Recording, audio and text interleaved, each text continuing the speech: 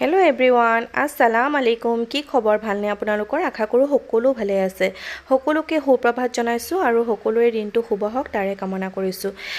কালি বনাইছোঁ ঢেকীয়া শাক ভাজি। মই কেনেকৈ বনাইছোঁ সেয়া মই আপোনালোকৰ লগত শ্বেয়াৰ কৰিছোঁ। মই জানো আপোনালোকে মোতকৈ বেছি ভাল ৰান্ধনি।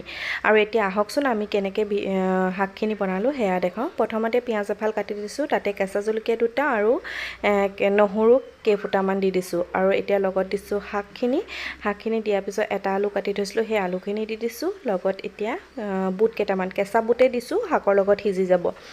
আৰু এতিয়া হালধি গুড়ি অকণমান দিছোঁ আৰু লগত সোৱাদ অনুসৰি নিমখ ব্যৱহাৰ কৰিছোঁ।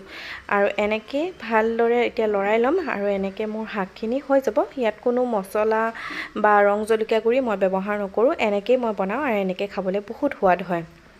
অকণমান সময়ৰ কাৰণে ঢাক মাৰি দিলোঁ।